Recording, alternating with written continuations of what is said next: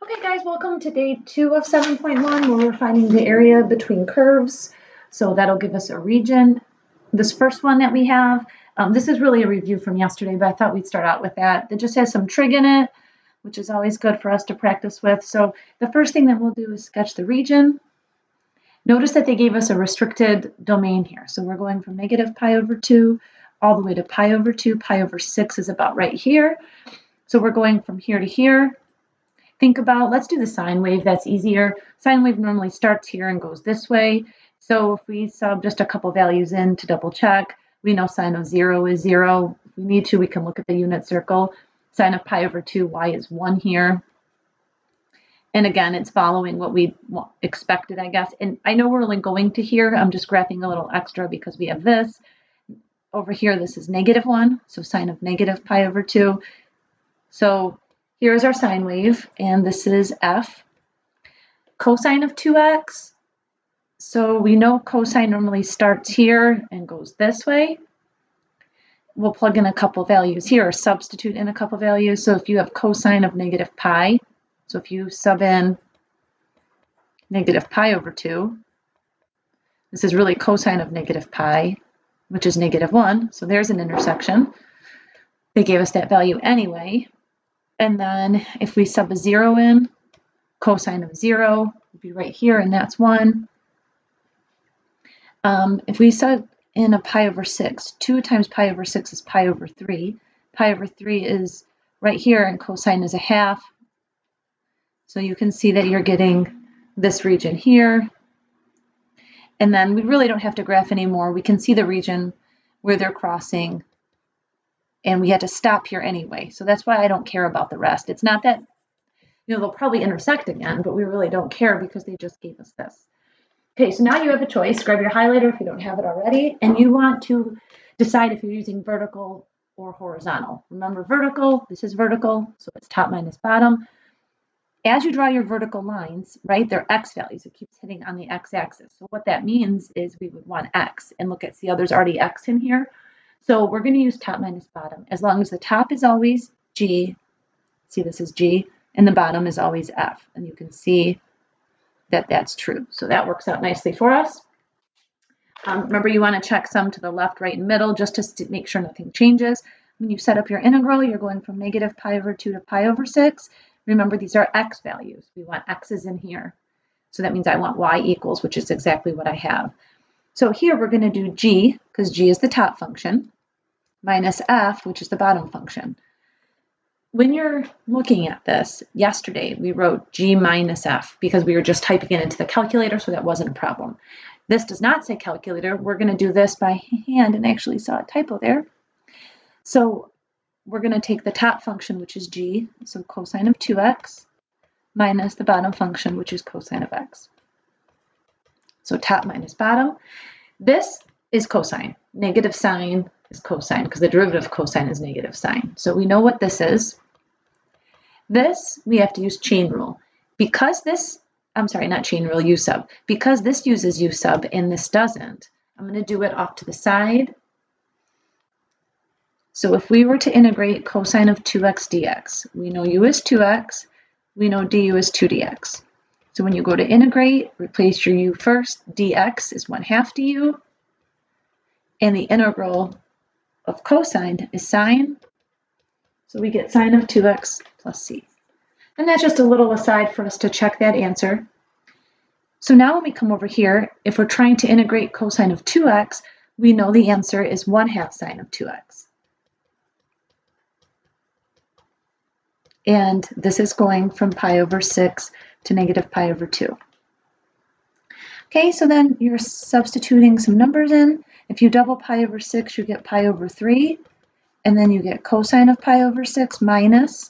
Now, if you sub a negative pi over 2 in, you're going to get sine of negative pi plus cosine of negative pi over 2.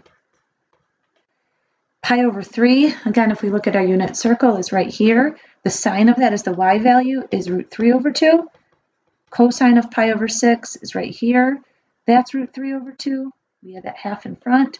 Minus the sine of negative pi is right here. That's 0.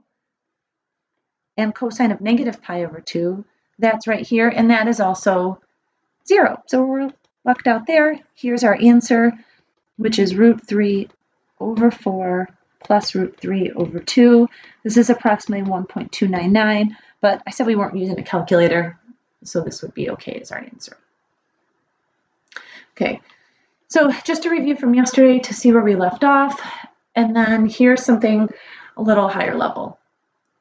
So this one we're asked to find the equation, which is x equals a, so a vertical line that divides the region bounded by the graphs of the equations into two regions of equal area. So here's our two functions. You can see that x equals 0, so we're dealing with this as our axes. Y squared, sideways parabola, pick a couple quick numbers for x. Like what if x is 4? If x is 4, y is 0. Now let's see, let x be 0. So y squared is 4, so we're at plus or minus 2. Because this was the boundary, and you see that this is the sideways parabola, we really don't care about more than that. Okay, so here's our function. Our goal is to find an x equals a vertical line that cuts this in half, maybe somewhere around here. You just want to draw it just so it makes sense, so that the left area is the same as the right. This is going to be pretty tricky because this is not a geometry shape. So what we can do is first think about if we want to know what half the area is, first we have to find the total area.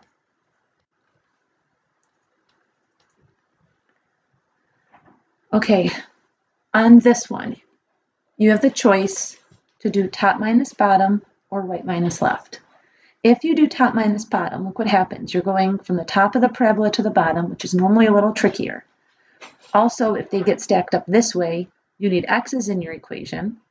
I'm sorry, in your integral. That means you would have to take the square root because you would want y isolated. So if you wanted to do that, you would get this. And then you'd have to integrate that. That looks a little confusing. It actually looks okay to solve for x. X, if you isolated that, would be 4 minus y squared, which is a lot easier to integrate. This means you have y in your integral and you're going this way. And if you look at that, that actually makes sense.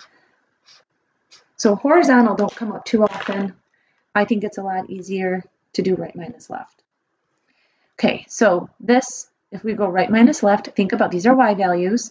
This y was negative 2 and this y was 2. So y is going from negative 2 to 2. The right curve, if this is a y value, I want x equals. The right curve is x equals 4 minus y squared. The left curve is x equals 0. I don't know if you thought about this, but instead of going from negative 2 to 2, we could go from 0 to 2 and double it due to symmetry. And we always liked when we had a 0 as our lower bound because then it was just easier to integrate. So we're going to double that. This was not necessary if you didn't think to do this, totally fine. So then you're going to get 4y minus y cubed over 3 from 0 to 2, which is doubled. If you sub a 2 in, you're going to get 8 minus 8/3 minus 0. Not needed, but I want you to not forget to sub that in. Common denominators.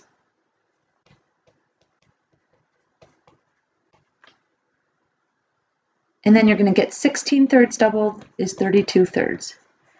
Now think about what you just found. This is the area of the entire region, but we don't want the area of the entire region.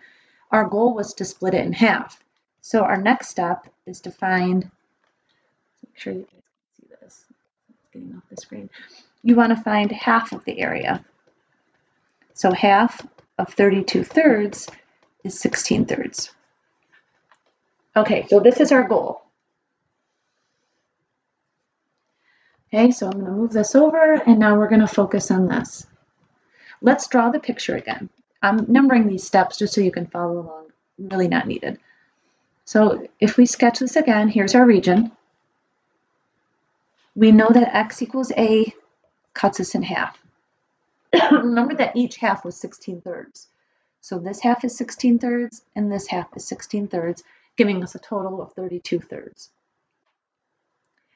Okay, right minus left we saw, if I can slide this over, was pretty easy to integrate. However, if you go right minus left here, if we looked at this piece and made this 16/3, look at it, it goes parabola to line, and then it goes line to line, then parabola to line. So a lot of jumping around. It's doable, just a little complicated.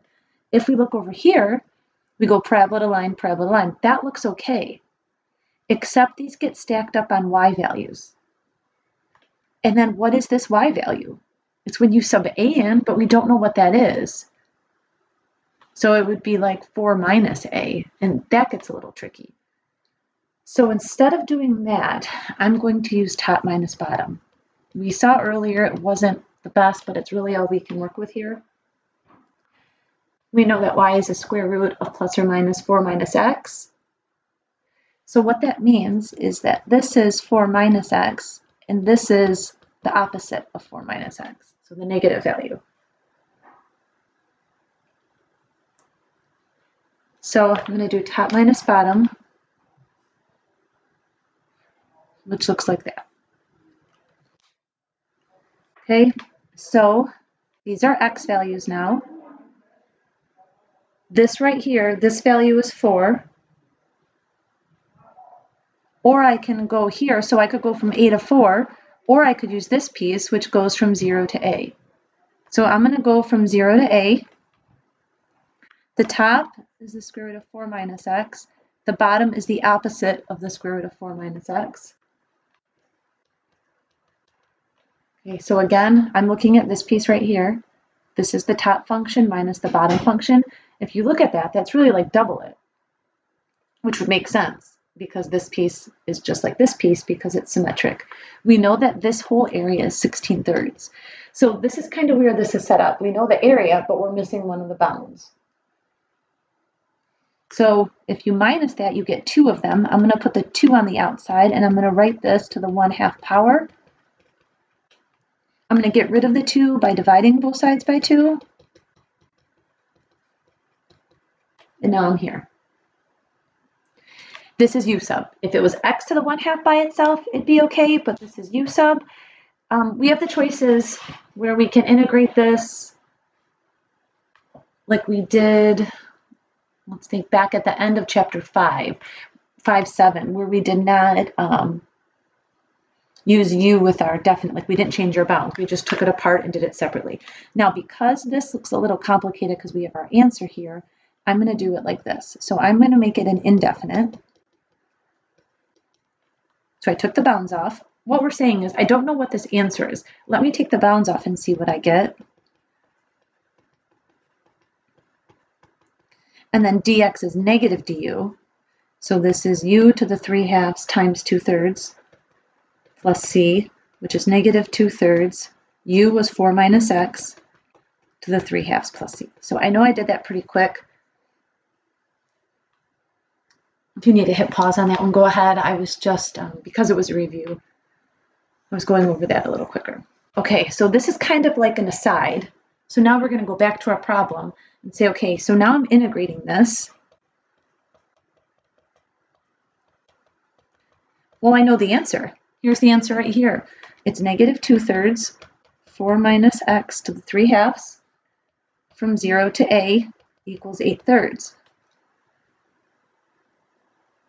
So this is the answer, 8/3. We have to figure out when we sub a in what it should be. I see the 2 numbers right here that I want to get rid of. So let's multiply both sides by negative 3/2. And that will give us a negative 4. This is an a, not an I, and I'll try to make it look a little nicer. So now plug a in, and you get 4 minus a to the 3/2 minus 4 minus 0 is 4. Negative 4. We'll leave this. Now, 4 to the 3/2. The halves means take the square root. So the square root of 4 is 2, and 2 cubed is 8. Add 8.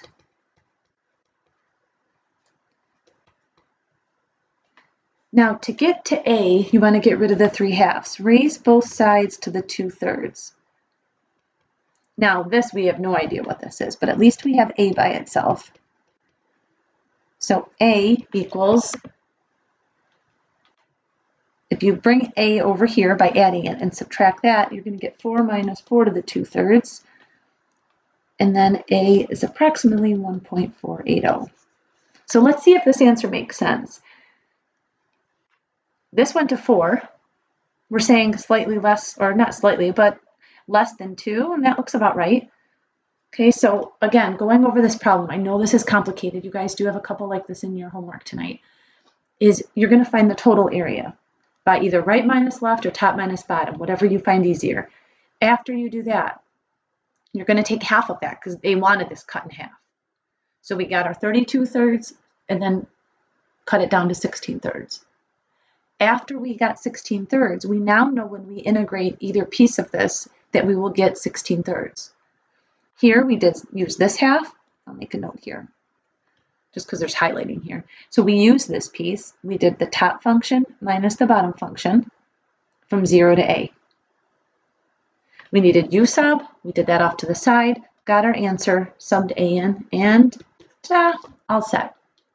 Okay, so that wraps up 7-1, area between curves, and we'll call it a day.